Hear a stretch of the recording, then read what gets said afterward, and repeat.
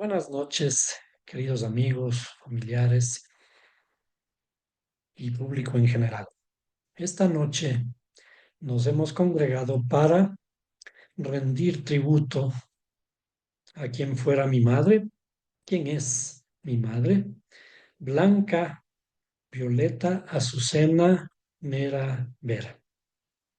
Los nombres no son coincidencia. Nosotros sabemos en la Biblia, al estudiar la Biblia, que los nombres no son una coincidencia. Creemos que son nuestros padres los que escogieron un nombre por tal o cual razón. Pero cuando comenzamos a mirar finalmente todo el proceso de la vida, nos damos cuenta que los nombres tienen una razón de ser.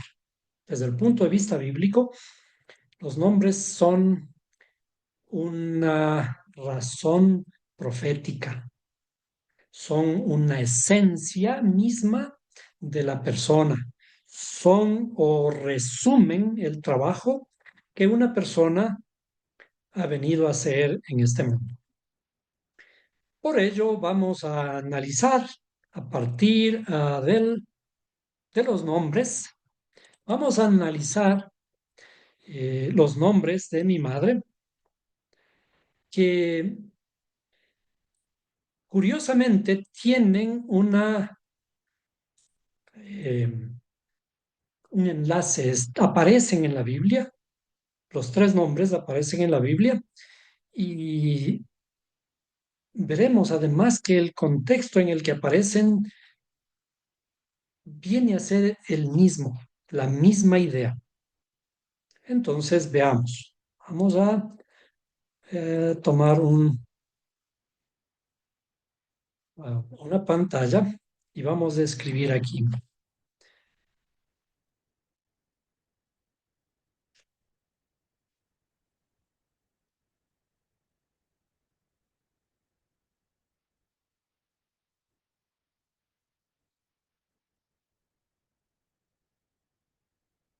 Y naturalmente que por ahora vamos a analizar los nombres. Los apellidos son otra cosa, eh, otra cosa un poco más compleja y que tiene que ver ya con el conjunto de todo lo que nuestra procedencia, de nuestra ascendencia.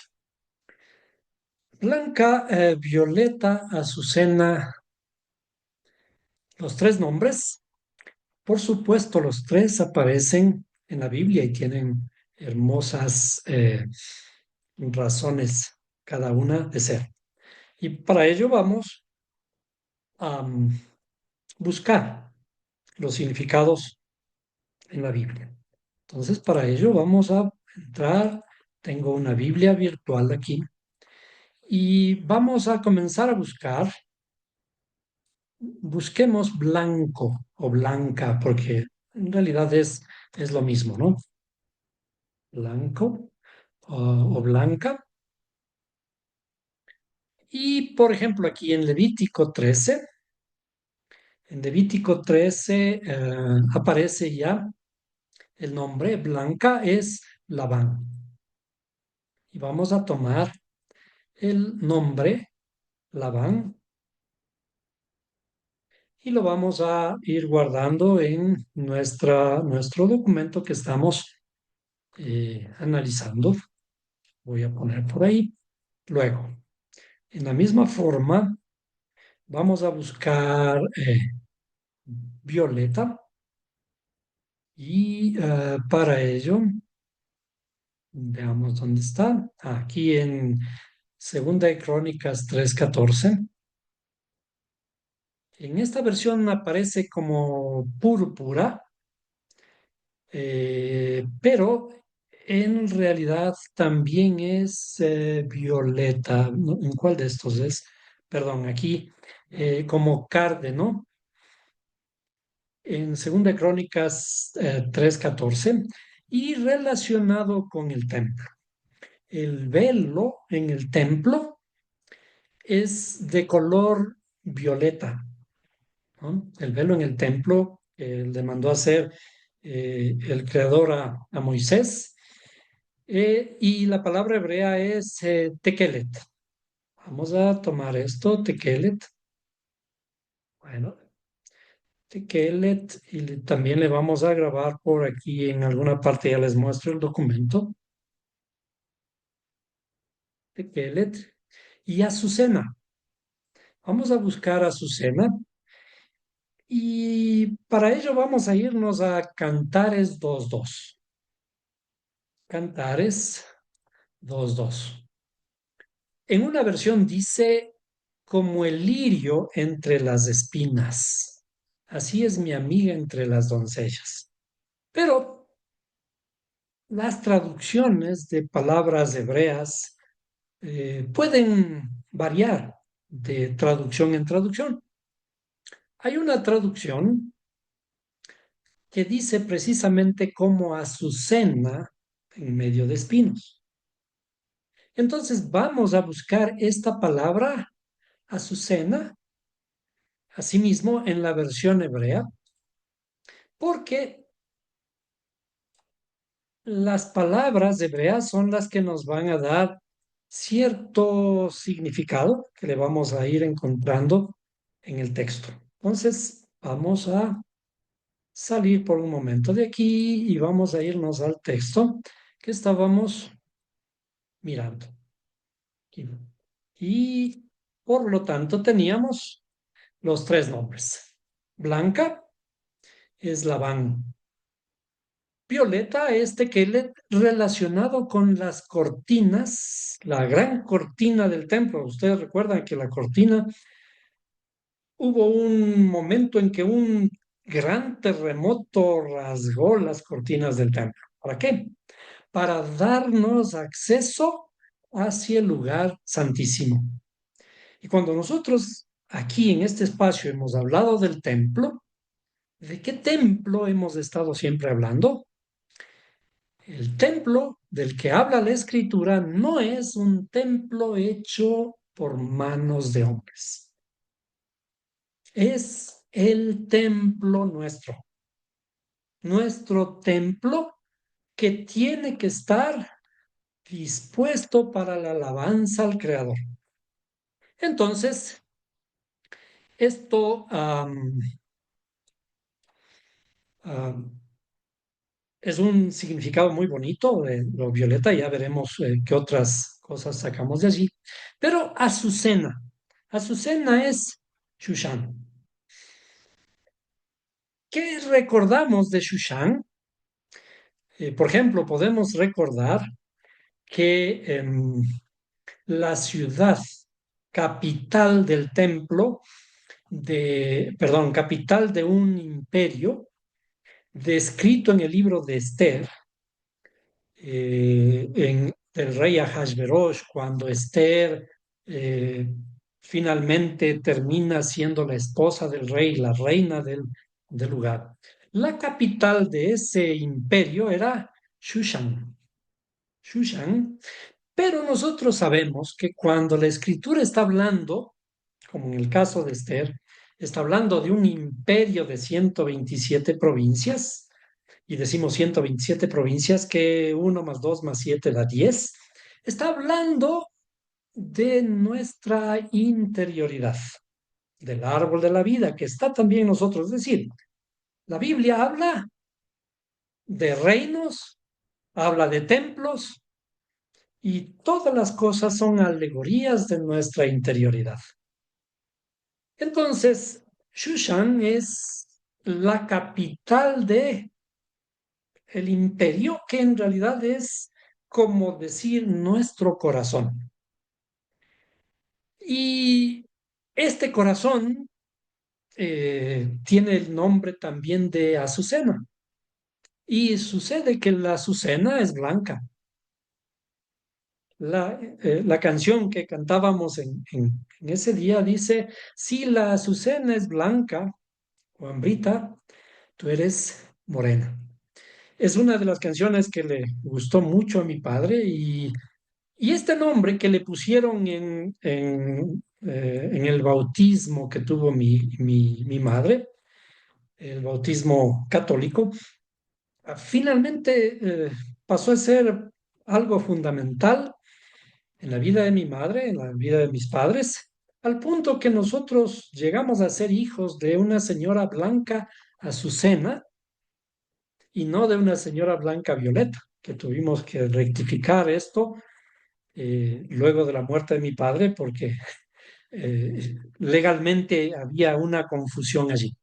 Pero bueno, los nombres, decía, son algo fundamental. Eh,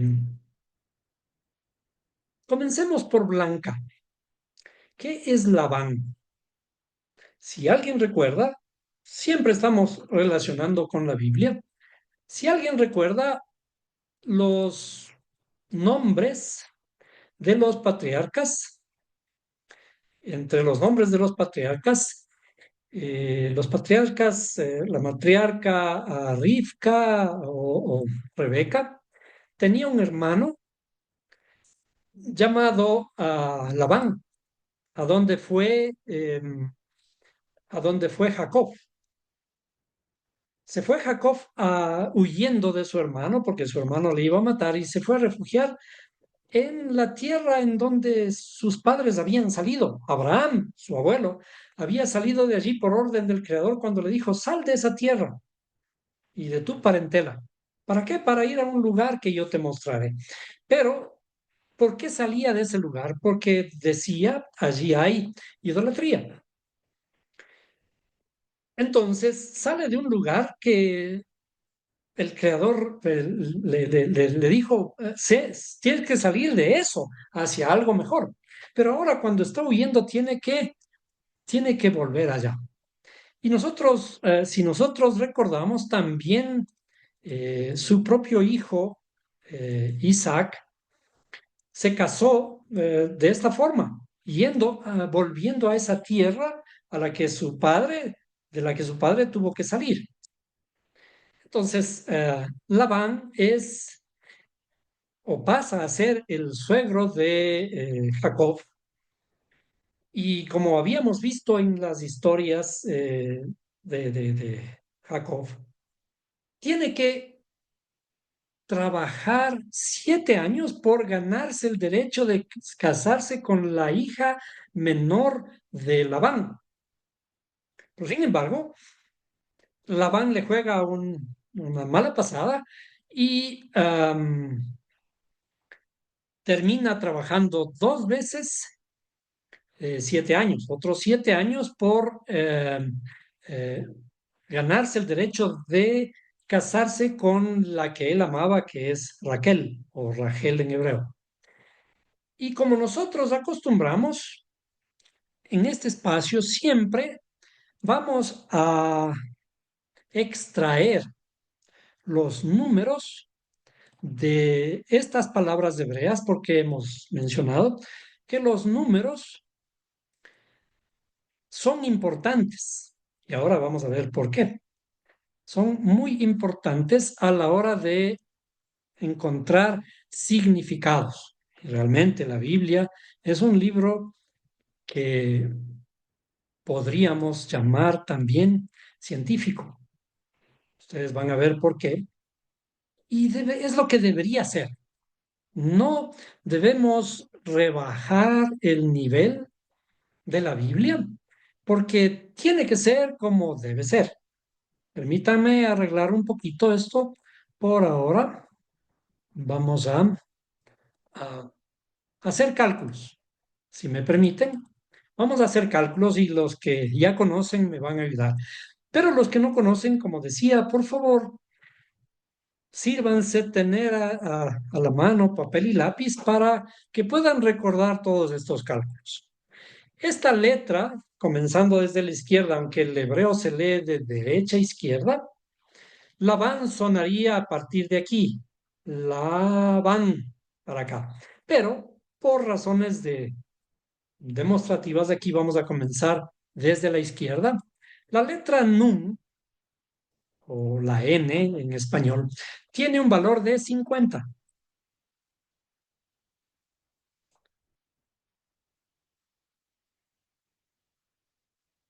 50. Bueno, algunas de estas nos van a servir inmediatamente. La letra Bet vale 2 y la letra Lamed vale 30. Por lo tanto, el valor, el valor sería 82. La van. Pero vamos a hacer lo mismo con, con la, ah, bueno, no hagamos Tekelet porque nos vamos a demorar un poco. Hagamos Shushan. Shushan. Comencemos por la letra Nun. La letra Nun otra vez vale 50. Am, vamos a quitar esto, 50. La letra Shin vale 300. La letra Vav vale 6 y otra vez la letra Shin vale 300. ¿Cuánto vale la palabra o el nombre Shushan o Azucena? Entonces vamos a poner 656. ¿Sí? Y como ejercicio, que de paso no había mencionado, tenemos que tener también calculadoras a la mano. Usemos el número 656 para dividirlo para el número 41. Así para hacerle rapidito, ¿no? Para encontrar qué es lo que está pasando. 656 resulta ser 16 veces el número 41. Bueno, hasta aquí un poquito. Labán está en la historia de Jacob como el suegro o el padre de Rachel, en hebreo, ¿no? Rachel, perdón,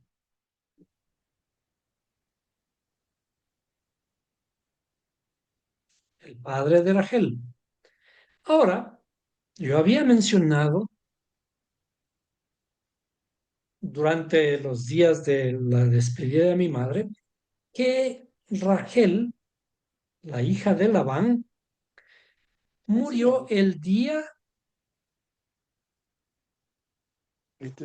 número 41 del año bíblico lunar.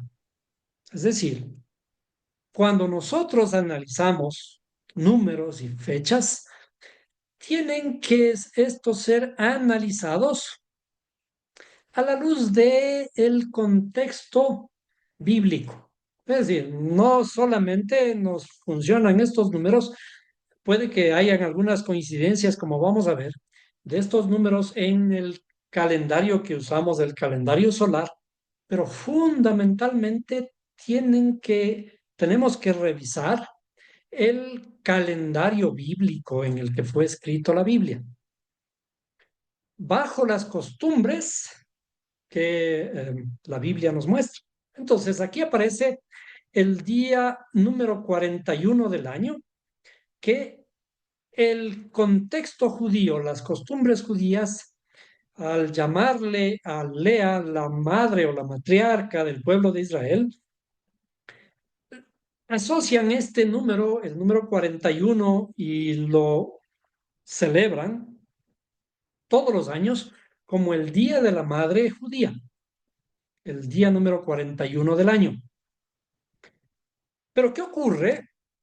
Mi madre muere precisamente el día 12 de noviembre, 12 vamos a poner aquí, de noviembre,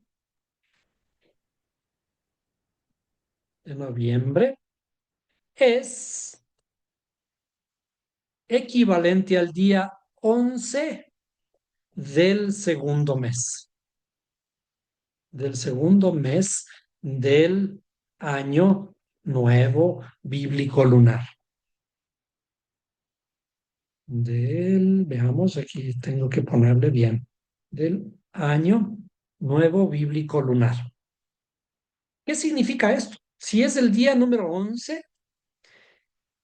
El día número 11 corresponde al segundo mes y el mes anterior, todos los meses en el calendario hebreo tienen 30 días y por lo tanto el día número 11 corresponde al día número 41 del año.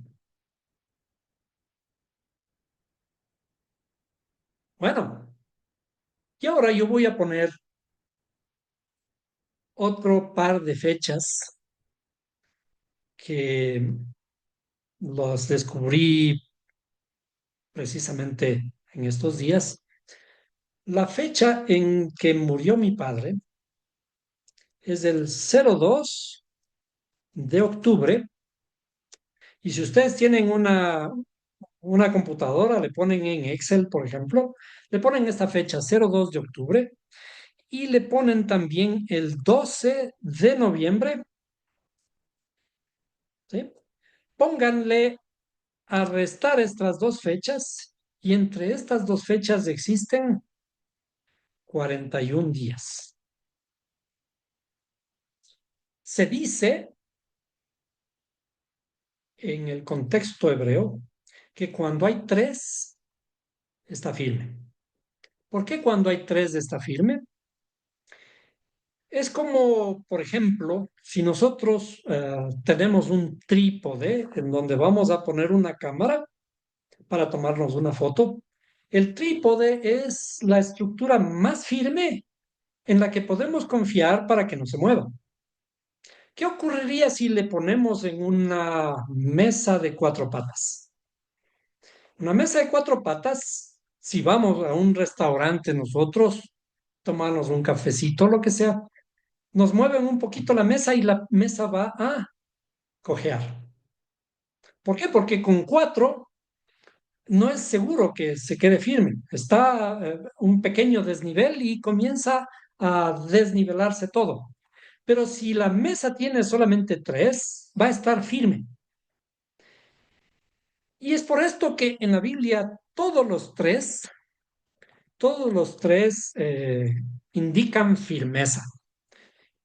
Uno de esos tres es la palabra papá, en hebreo Av, ¿sí?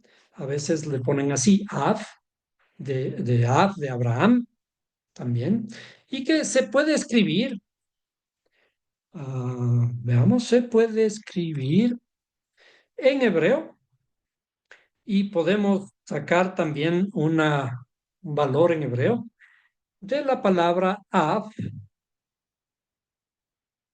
sería así, Av. Y si hacemos una gematria, es decir, ponemos los numeritos de esta palabra, sabemos que la letra Bet vale 2 y la letra Aleph vale 1. Por lo tanto, el Padre es el sinónimo de la firmeza. El Padre es el sinónimo de la firmeza.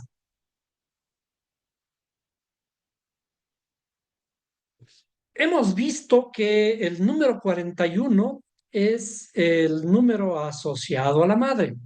41 está asociado a la madre y luego veremos por qué. Matemáticamente tiene una razón de ser. Y el número 3 asociado al padre. ¿Qué ocurre si a la madre le sumamos al papá? Y bueno, pongamos también, aquí me olvido, veamos, si ponemos madre en las palabras hebreas de madre son, pongámosle la palabra madre, ¿sí? La palabra madre es que se pone de esta forma, así, se escribe de esta forma, Aleph, Mem. Y esta palabra madre tiene también el valor de 41. La letra Mem vale 40 y la letra Aleph vale 1. Entonces, en el alfabeto hebreo y las palabras hebreas, la madre vale también 41. ¿Qué ocurre si sumamos padre y madre? Si sumamos padre y madre, en el contexto hebreo, tenemos al hijo. Rápidamente vamos a hacer Yeled. Es una palabra adicional, no es la palabra ben. Yeled, que tiene el valor, vamos a poner ahí, que tiene el valor de 44. Esto es lo hermoso de la Biblia. No es que estamos encontrando eh, nada raro, ni sorprendente, ni cosa por el estilo, pero estamos de alguna forma llegando a una estructura en la que tenemos pistas para encontrar cosas bonitas. Ahora, regresemos a la historia de Jacob. Su suegro Labán, y está asociado al nombre mi madre Blanca. Azucena es Shushan, que aquí aparece el número 41, 16 veces 41. Y ahora regresemos al nombre Violeta. Al nombre Violeta, el color violeta, y nosotros podemos hacer búsquedas en el YouTube, por ejemplo, hagamos una búsqueda en el YouTube. Todo esto tenemos que estar seguros, confirmar que todas estas cosas que estamos diciendo son ciertas y veamos qué nos dice, por ejemplo, el Internet respecto de Violeta. Ya dijimos que Violeta estaba asociado al templo y Violeta dice, violeta o azul púrpura es un color de tono purpúreo o morado que es considerado intermedio entre azul y magenta. La referencia originaria del color violeta son los pétalos de las plantas homónimas del género viola. Pero bueno, veamos un poquito más abajo a qué está relacionado el color violeta. ¿Qué significa el color violeta? Aquí está. ¿Qué significa? Veamos el significado de violeta.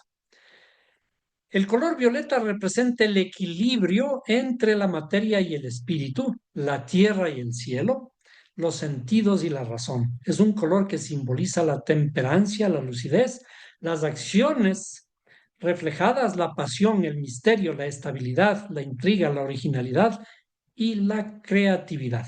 Además, el nombre femenino violeta de origen latino se deriva de la raíz viola, que está relacionado con la flor del mismo color y nombre, considerada un símbolo de la castidad y la modestia. Bien, hay varios otros bonitos significados del nombre violeta, pero dijimos que al tener esta estructura, este color fue utilizado para las cortinas que dividían el lugar santo del lugar santísimo en el templo.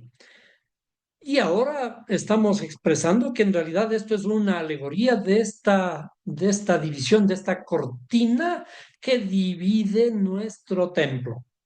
Es decir, cuando esta cortina se rompe, tenemos acceso al lugar santísimo y esto implica que hay una revelación de la sabiduría, una revelación de la creatividad, como hemos estado viendo en estas definiciones. Ahora, en todo este contexto, ¿por qué el número 41? ¿Qué tiene que ver el número 41?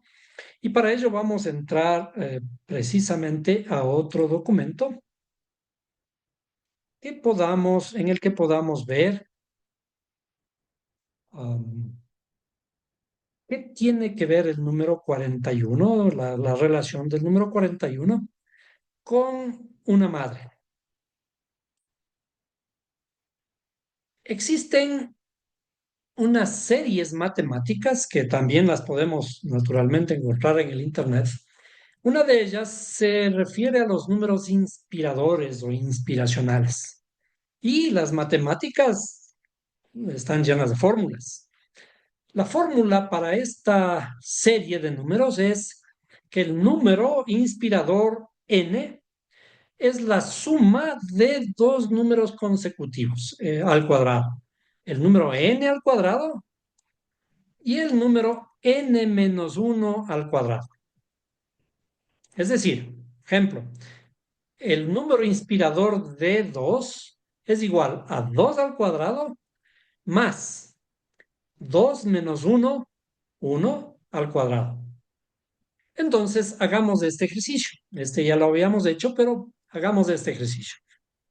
El número inspirador de 2, decimos, es la suma del número 2 al cuadrado, que sería 4. Aquí equivale a estas 4 circunferencias blancas. El número 4 es un cuadrado. ¿Y por qué es un cuadrado?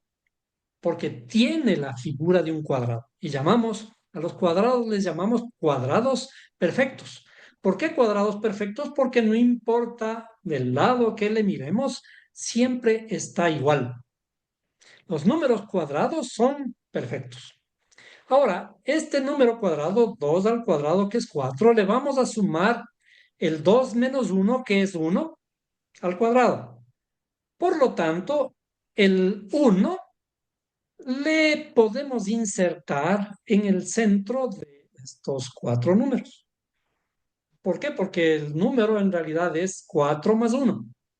Entonces, tenemos un cuadrado dentro del cual aparece un cuadrado anterior. En este caso, sería el cuadrado 4 y el anterior es 1. Esta forma de tener un número cuadrado perfecto, conteniendo un cuadrado anterior perfecto, matemáticamente se le llama como número inspirador o inspiracional. Porque se asemeja, porque alude a una madre. Una madre que crea dentro de sí un espacio vacío para albergar a un nuevo ser. ¿Qué más inspiracional que una madre? El número 41, vamos a ver qué está relacionado con estos números inspiradores. Hagamos la cuenta. Los siguientes números serían el n de 3, el número inspirador de 3. Si el número inspirador de 3 es 3 al cuadrado, 9, que son las 9 circunferencias en blanco que tenemos aquí. Y n menos 1 sería 3 menos 1, 2 al cuadrado es 4. Tenemos los cuatro números que se insertan dentro o en la mitad de los números en blanco del cuadrado de 9. El cuadrado de 3, que es 9. El siguiente número es 4 al cuadrado menos 3 al cuadrado. 4 al cuadrado es 16, que es lo que tenemos en esta figura de aquí, el 16, y el 9 que está insertado en los intermedios que quedan de los espacios del 16. ¿Sí? Y estos suman 25. Ahora, vamos al siguiente número. El número inspirador de 5. El número inspirador de 5 sería 5 al cuadrado, 25, que está representado por estas circunferencias en blanco, y más el número cuadrado de 4, que es 16, que están representados por estos círculos grises. ¿Eh? Si sumamos 25 más 16, tenemos 41. Y 41 es un número inspiracional. ¿Por qué? Porque sigue la misma estructura de los números que iniciaron con el primer número inspiracional, que es el 5. Y como dijimos, este número equivale también a la palabra hebrea madre, que es Aleph Mem. 1 más 40, que es 41. Hemos visto que el nombre de Azucena, cabe también el número 41. El número 41, 10 veces 41, que es el total del nombre Azucena. Bastantes coincidencias. Sí, está bonito. Son una serie de coincidencias que se nos han dado en estos días. ¿Cuántos años tuvo que trabajar Jacob por Rachel, que es la madre que muere el día número 41? ¿Cuántos 14 años años. tuvo que trabajar Jacob por ganarse el derecho de casarse con esta mujer? 14 años. 7 años. 14. Y luego en la segunda oportunidad de que el suegro le da la, la primera mujer, se siente frustrado y dice, pero tienes que trabajar otros 7 más por Con 14 Rachel. años. Si vamos un poquito al recuento de lo que ocurrió con mi madre, ella entró por segunda vez al hospital en donde eh, estuvo 7 días. 7 días hospitalizada, 7 días de alegría realmente, hasta sus últimos momentos en los que falleció. En su segunda oportunidad, en los segundos 7 días, ah, ocurrieron ciertos hechos.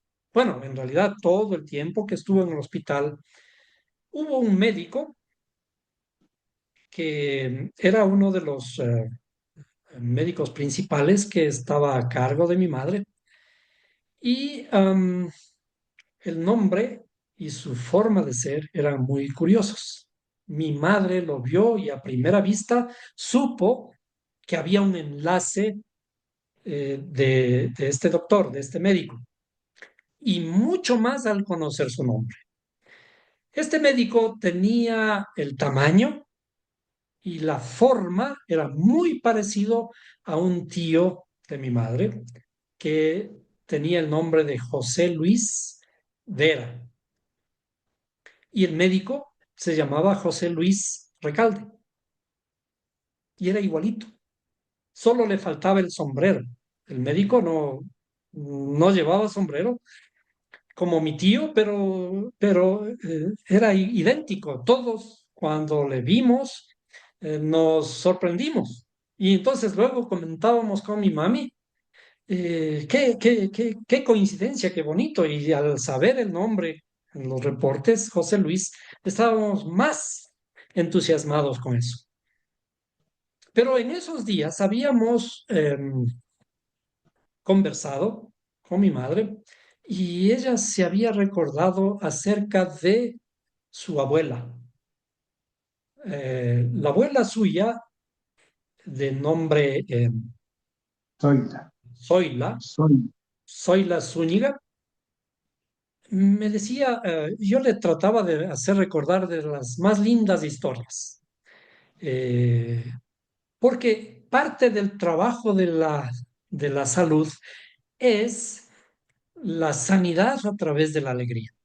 Entonces, recuerda y dice, a ver, los mejores años de mi niñez estaban alrededor de mi abuela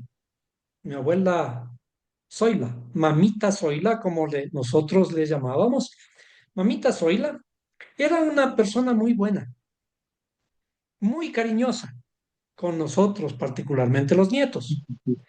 Pero su esposo en realidad era el muy estricto, un carácter más duro, diferente al de la abuela. Y dice, ahora que me acuerdo, mi abuelita murió hinchada a los pies, de una hinchazón. Y ahora nosotros sabemos que estaba estrechamente relacionada con el mismo problema que tenía mi madre. Ya vamos a explicar inclusive científicamente de qué se trata. Ella recordó eso, enlazó y de alguna forma se fue asociando a este personaje también hijo de Mamita Zoila, que era el tío José Luis. Es decir, este personaje entró en la escena sin nosotros saber por qué. nos estaba dejando una marca allí para pensar y ahora lo estamos asociando. Durante esos 7 días, después de ya unas terribles noticias que nos dieron eh, y cosas que pasaron, mi madre comenzó a recuperar aparentemente su salud. Y yo había ya transmitido mi preocupación acerca de la salud de mi madre a todos los parientes, de manera que comenzaron a viajar de todos los lugares. Venían de Riobamba, venían inclusive mi sobrina, que está ahora con nosotros, inició un viaje para venir a estar con la abuela. Y a veces ocurren cosas que no sabemos por qué. Ella toma un vuelo supuestamente con una sola escala, directo casi, para llegar lo antes posible. Pero el vuelo se retrasa, pierde la oportunidad de venir ese mismo día y luego tiene que ayudar a unas abuelitas que eran de El Salvador, dos de ellas y una de ellas de Riobamba, también curiosamente, y no hablaban inglés. Y tenía que ayudarles a ellas porque estaban prácticamente a la deriva. Nadie les entendía. Entonces, ella se acerca, les ayuda y en ese proceso de ayudarles, una de ellas eh, le toma un pan que le había regalado su hija y le entrega a mi sobrina para que le traiga a su abuelita y pueda comer pan con ella. Pero este pan era especial. Es un pan que los judíos lo preparan de una forma tan especial. Se le llama halá y se lo come en los Shabbat. Es un pancito dulce. Cuando lo trajo, pudimos compartir con mi madre y realmente hicimos una fiesta en ese día. No había vino, había agua y estábamos tomando con agua, haciendo lejaim, que se conoce por las vidas, comiendo el pan de la jalá. ¿De dónde sale ahora esta jalá? Vamos a regresar al texto bíblico. Eh, Vamos a la Biblia nuevamente y vamos a leer lo que le ocurre a Rachel en Génesis 29:17. Génesis 29:17. Vamos a poner el texto.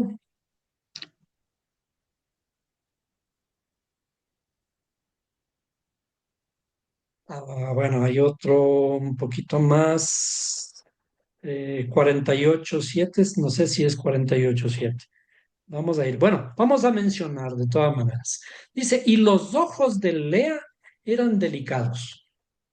Cuando hay esta descripción y dice los ojos de Lea, está hablando de que Lea eh, tiene una linda mirada, unos lindos ojos y esto se asocia al intelecto. Y cuando dice, pero Raquel era de bella figura, la figura en general es el cuerpo. Y cuando hablamos de Raquel o Rachel, estamos hablando de la parte inferior del cuerpo y la más inferior, los pies, en realidad se asocian con la boca y tienen que ver con el habla. Es decir, cuando se habla de bella figura y de hermoso parecer, a Rachel se asocia con nuestra habla, que es el producto final de nuestra alma, de todas nuestras facultades. Es decir, si nosotros vemos en los animales, todos los animales, digamos, físicamente tienen los mismos órganos que nosotros, pero el ser humano es el que ha logrado eh, traspasar todos estos límites naturales y ahora ha creado un lenguaje. Rachel significa el lenguaje del ser humano. Y ese lenguaje que es el que tenemos que aprender a trabajar. Entonces, esta descripción de Génesis, de los ojos de Lea eran delicados, tiene que ver con el pensamiento y la bella figura tiene que ver con el habla, porque el habla también es hermosa, pero nosotros tenemos que utilizarla de la mejor manera. Ahora veamos Génesis 48:7. Vamos a irnos un poco más adelante para llegar al punto que va a estar enlazado al pan. Dice, hablando ya a Jacob, dice, en cuanto a mí, cuando vine de Padán, del lugar en donde había estado con su suegro y adquirió a 4 mujeres por falta de una, en cuanto a mí, cuando vine de Padán, Raquel se me murió en la tierra de Canaán, en el camino, cuando faltaba todavía cierta distancia para llegar a Éfrata. Y la sepulté allí, en el camino a Éfrata, esto es Belén. ¿Qué significa Belén? En realidad, ya conocemos todos, Belén es un nombre muy especial, que sabemos que allí nace el Mesías, Mashiach, la luz del mundo. ¿Qué ocurre con esta luz? Esta luz es la que construye, la que edifica. ¿Eh? Esta luz que edifica debe nacer en Belén. ¿Y qué es Belén? Veamos aquí, ¿dónde estaba Belén? 17, perdón, 48:7. ¿Sí? ¿Qué es Belén? Betlehem, en realidad en hebreo, es Beit Lehem. Beit Lehem, que literalmente significa la casa del pan. La casa del pan. ¿Qué habíamos hablado? Todo este problema, Rachel está yendo de regreso y muere en el camino y muere en Belén. ¿Por qué muere en Belén? Es algo bastante más profundo que tendríamos que analizar. Allí nace la luz del mundo, allí en la casa del pan, el pan de vida. Ahora enlazando a esta historia que estamos enlazando con mi madre, mi sobrina en el camino alguien le regala a ella sin saber, no sabía muy bien de qué estaba constituido, le regala un pan. Y de alguna forma este pan pasa a ser parte de toda la historia relacionada con mi madre durante los 7 días que ella estuvo en el hospital. eh, Se le presenta la figura de su tío y le relaciona con su abuela. Ahora vamos a hablar de lo que se llama el tikkun. Y además tiene la oportunidad de comer el pan. Es decir, todos estos aparentes coincidencias un poco vagas por ahí, pero que van dando forma a una historia de la que nos vamos a recordar siempre y vamos a estar tratando de darle vueltas y vueltas hasta encontrar el verdadero significado, redundan en algo. Hay un libro, el libro del Apocalipsis, mal entendido, mal traducido como Apocalipsis.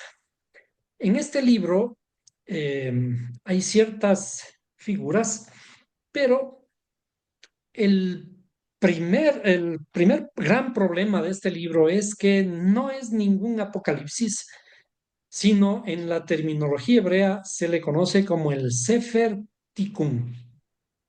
¿Qué es el Sefer Tikkun?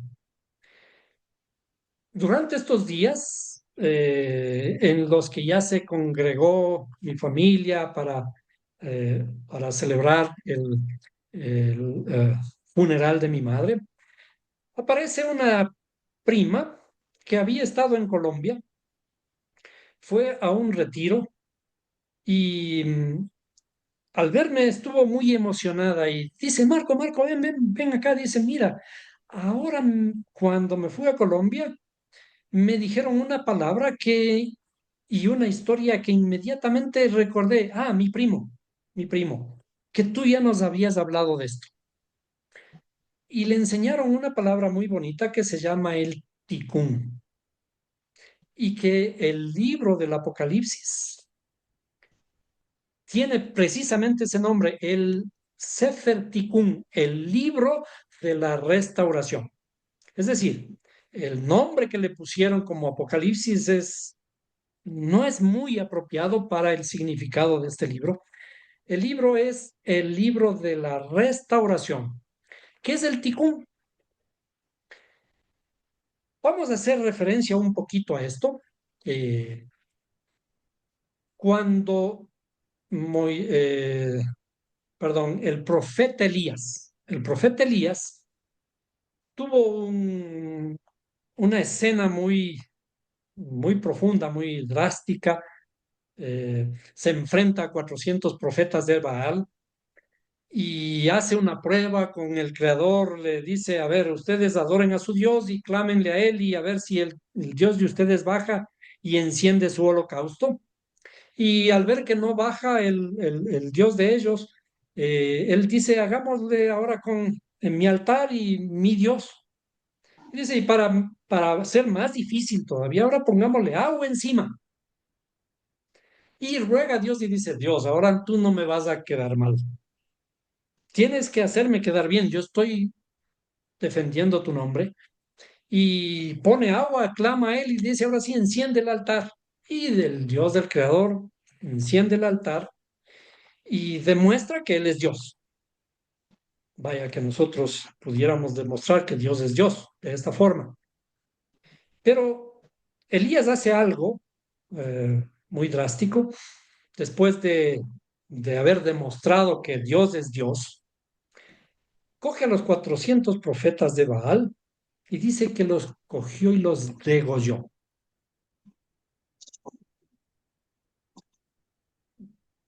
Los degolló, dice la Biblia. ¿No está escrito acaso que en la ley dice no matarás? ¿Por qué Isaías mató, degolló a estos profetas? Naturalmente que las historias de estas tienen muchísimo más profundidad para analizar. Por ahora, digamos que son unas hermosas alegorías, pero que estas alegorías tienen que ser analizadas más profundamente y por lo tanto el profeta no debió matar a los 400 profetas. De hecho, la reina Jezabel juró cortarle la cabeza. Huyó Elías lleno de miedo y se fue a refugiar en una cueva. Bueno, esa historia es muy conocida por todos, pero luego aparece en escena el profeta Juan el Bautista, llamado Juan el Bautista, y predicaba anunciando la venida del Mesías. Y estaba profetizado que Elías tenía que venir a anunciar la venida del Mesías. Y esa profecía se cumplió con la venida de Juan, de tal modo que cuando le preguntan a, a, a Jesús, a Yeshua, ¿eres tú el Mesías? Perdón, ¿eres tú el Elías que tenía que venir? Y él dice, no, yo no soy el Elías que tenía que venir. Él, refiriéndose a Juan el Bautista, dice, él es el Elías que tenía que venir. Ah, todos sabemos lo que ocurrió con Juan el Bautista. Juan el Bautista finalmente se enfrenta a Herodes y su hija Herodías baila delante de él y le pide la cabeza de Juan el Bautista, a tal punto que Herodes tuvo que cumplir el deseo de su hija, mandó a cortarle la cabeza y le entregó en bandeja de plata. Estas dos historias enlazadas, Elías vestía de pieles, vivía en el desierto, comía de, de Miel miel, miel silvestre, lo mismo que ocurría con Juan el Bautista. Y ambos, como decía, estaba profetizado que tenían que venir a anunciar la venida del Mesías. A esto se le conoce como el Tikkun. ¿Qué es el Tikkun? Hay cosas en la Biblia que quedan como abiertas en la parte del Antiguo Testamento. Abiertas en el sentido que fue prometido, le juró la reina Jezabel que le iba a cortar la cabeza a Elías. Luego, Jesús dice, este es el Elías que tenía que venir. Y le mandan a cortar la cabeza. Es decir, Elías dejó algo que no estaba concluido antes y viene y finalmente se produce el tikkun, la restauración, el cierre del ciclo. ¿Qué tiene que ver esto con mi madre? Mi madre recordó a su abuela y se le presentó en escena el tío para recordarle a mi abuela. Y mi abuela, perdón, la abuela de mi madre, murió también de un problema similar al que tenía en ese momento mi madre. Estaba hinchada los pies, hinchado su vientre. Y me cuenta que ella murió así, seguramente algún problema del corazón. Lo que hizo mi madre en esos 7 días se refiere precisamente al tikkun, a la restauración de la abuela que había tenido un cierto padecimiento. ¿Qué significa esto? Para ello vamos a mirar un poco también acerca de las leyes de Mendel. Déjenme ver si podemos tener por aquí algo de las leyes de Mendel. Ah, perdón, no es aquí. Vamos a ir a ver, aquí,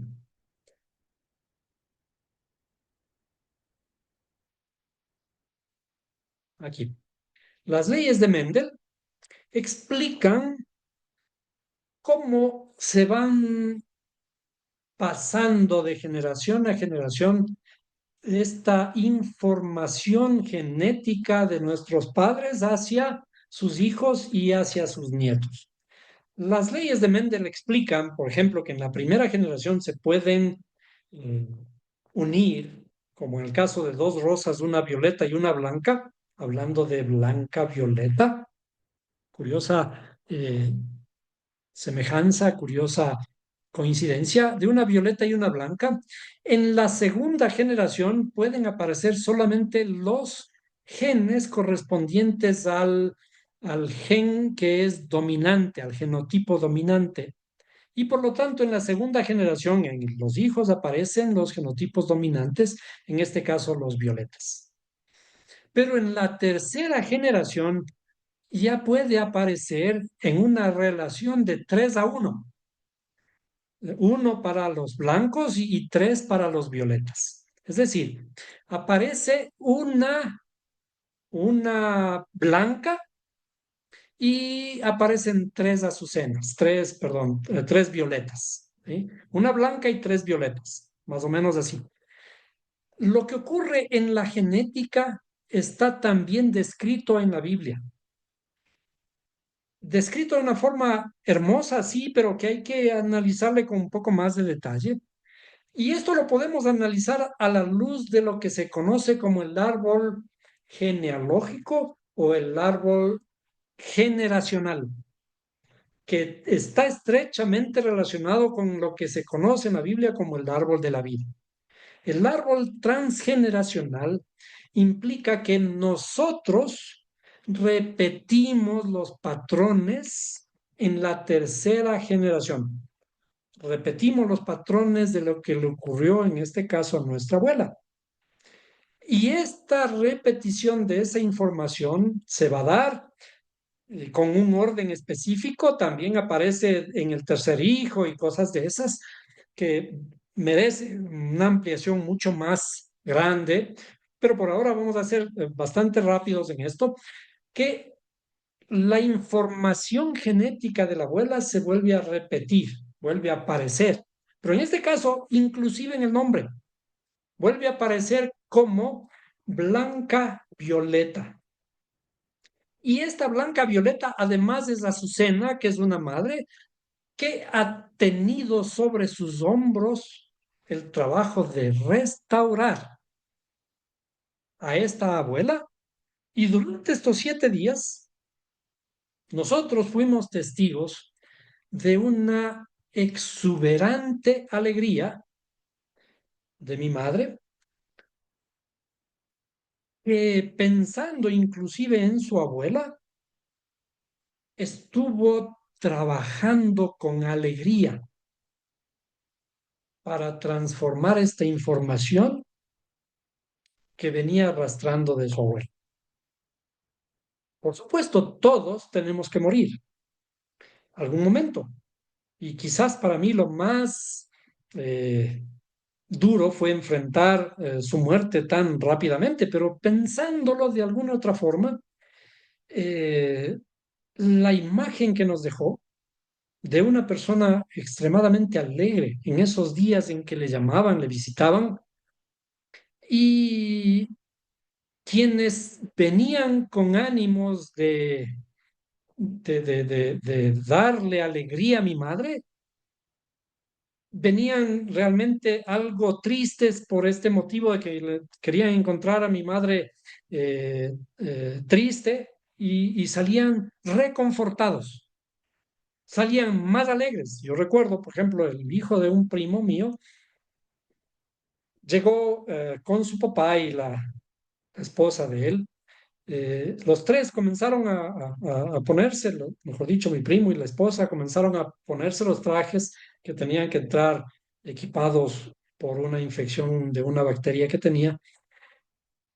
Y este hijo de mi primo vino con miedo, mucho miedo, y dijo, no, no, no, yo no quiero entrar, yo no quiero entrar allá, a mí me da miedo esas cosas. Pero curiosamente esa puerta se abrió, alguien entró y del lugar en donde estaba pudo divisar directamente a mi madre. Y la vio completamente feliz. Y entonces cuando le miró feliz, digo, ah, no, no, sí, sí, dame, yo sí entro. Y entró completamente feliz y salió completamente feliz luego de las palabras de mi madre.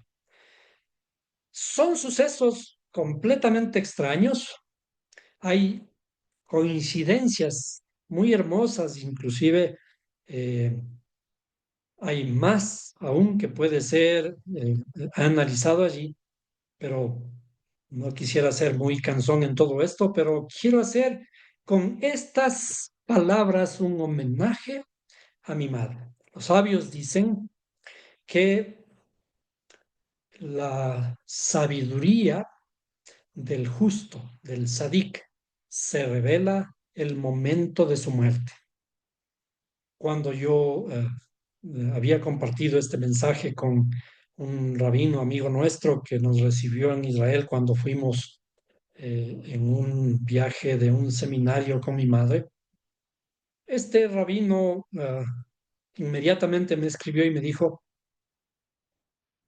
el día de su muerte demuestra la calidad del alma de tu madre. Y esto me dio fuerzas para poder seguir analizando todos estos detalles tan bonitos que encontramos en estos días, que pese a la tristeza que embarga el separarse de un ser querido, pese a todos esos dolores que debemos sentir, sentíamos en esos días y lo seguimos y seguiremos sintiendo a lo largo del tiempo. Nos sentimos en paz. Eh, Tuve el privilegio de estar con ella hasta inclusive un buen tiempo después de su partida y me sentía en paz. Me sentía como hace 16 años atrás, y fíjense ustedes, 16 años atrás, creo que vale la pena que muestre otra vez ese número 16. Vean, déjenme ver en dónde está. El número 16. Vamos a ponerle aquí. Cuando 16 años atrás yo hice lo mismo, tuve el mismo privilegio con mi padre. Azucena, que era el nombre más que más agradaba a mi padre, no era el oficial, pero Shushan, como dice el libro de no, Cantar de los Cantares, como una azucena entre las espinas, así es mi amada entre las muchachas. Shushan, azucena, es igual a 656, que es igual a ¿qué? A 16 por 41. 41 es el día en que murió mi madre y el número de días que separan entre el 2 de octubre, que es la muerte de mi padre, y el 12 de noviembre, que es la muerte de mi madre. 41 días. Y este número 656 es 16 veces 41. Son los 16 años que separaron estos 2 días, estos dos fallecimientos. ¿Tantas coincidencias o merecen acaso estas coincidencias seguir analizándolas? Y no porque con esto encontremos cosas eh, eh, fundamentales o que transformen los cimientos de nada, pero que pasan a formar parte de todo ese bagaje de recuerdos que nos van a tener maravillados. ¿Qué es lo que ocurrió con estos dos seres queridos? ¿Qué es lo que ocurrió con la muerte y el día en que fallecieron estos dos seres queridos? Y por supuesto, la muerte, leamos aquí lo que dice, la muerte de los justos es dolorosa a la vista del Eterno. También es agradable a la vista del Eterno. La muerte de los justos es bien vista a los ojos del Eterno. Esto está en Salmos 116:15, como dice nuestra eh, querida Mayra Márquez. De manera que es mi forma de hacer un homenaje a mi madre y enlazar estos dos aspectos fundamentales. Como contaba, mi madre llegó a ser mi compañera de aventuras porque cuando salíamos compartíamos todo en el viaje. Le gustaban los morochos, las tortillas de guaranda, de tortillas de maíz, pero siempre que compartíamos todas estas cosas terminábamos hablando de las Sagradas Escrituras. Y esto es lo que finalmente ella terminó haciendo también en sus últimos días en el hospital. Todos, incluyendo el doctor José Luis, que tenía la forma del tío, José Luis Recalde, y todos los otros médicos y las enfermeras terminaron conociendo algo de de las Sagradas Escrituras, como finalmente también lo hizo a su debido tiempo nuestra abuela,